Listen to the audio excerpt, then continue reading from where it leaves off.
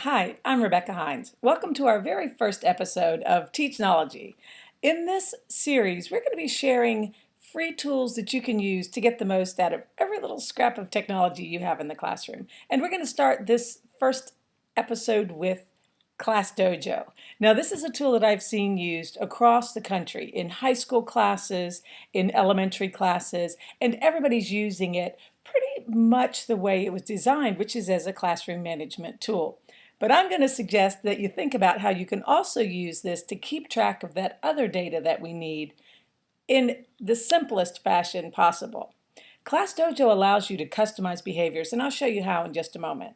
But not only does it let you use your computer, it lets you push it right out to your smart devices, cell phones, etc. So if I set up my behaviors, I can code them right from my handheld device. I can walk around the classroom, I can ask kids oral assessment questions, and I can document whether or not they answered correctly. At the end of the class period, I'll have a chart created showing me who answered correctly, what percentage of kids knew that concept for today, and it's really easy to get started. So let's take a look. Let me give you a quick tour of how you might get started in Class Dojo. As always, when we're starting with a new program, the first thing we need to do is to sign up. So teachers, try it now. Click on here and we'll enter all of our information. Once you have registered your account, which is an easy process, you're going to come to the main Class Dojo page. And the first thing you'll do is create a class. When you click, you'll see just how easy it is to use this free tool. So I'm going to go in quickly and just put in anything to show you an example. I'm going to call this third period, and automatically I get a prompt to enter my student names. As fast as I can type them, a character is created. Notice also that I can just copy and paste my entire class list in here and it will generate an entire class full of avatars. That completed, I'm going to click Next. You'll see this is the tool that I mentioned is customizable by us, and this is where your expertise comes in. The program was created for behavior management, but we can use it for academics, for monitoring IEP goals, whatever our imagination can conjure. So right now, let's say I want to use this for an oral assessment tool, and we have been talking about mitosis in a science class.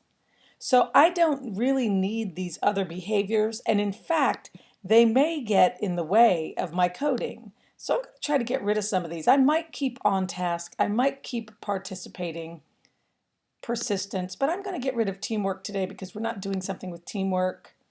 I'm going to get rid of working hard because I feel it's similar to persistence, and I may even get rid of some of these, but let's add our own. So let's say defined mitosis.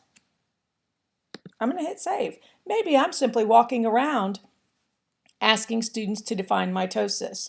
When I get ready to code the behavior, I click yes or no, the student could do it. And so I go in, I customize my positive, and I customize my negative behaviors. Because again, I'm looking at academics, so maybe I don't need all of these other things cluttering my screen. I do want to put in my academic behavior that I'm monitoring. So I'll save he could and could not, and I'm going to save and close. So now I have added my new class, third period, and I'm going to go in and code those behaviors using what I've just created. Remember, I can do this from my phone or my iPad, or if I don't have either of those things, I can just use my computer. So I ask Beth to define mitosis. She could or could not do it. Let's say that she did. I'm going to give her her point. I ask Elijah to define mitosis. Ooh, he couldn't do it, so he does not get a point. I don't have to have this showing on the screen, but it does let me code my data. So let's say class is over. I've asked everyone to respond. I automatically get a chart showing the percentage of kids in my class who could define mitosis. And if you look on the left, you can see I even get a breakdown for individual students.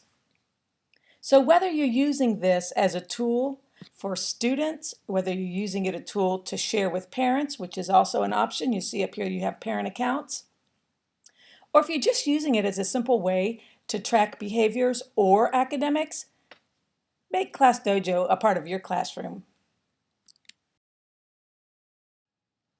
So if you're looking for an easy tool to start with this year, I recommend Class Dojo. And whether you're using it for behavior or academics, I do recommend that you put the app on one of your handheld devices after you've signed up for your account. It won't run on the app if you don't have your Class Dojo account already established.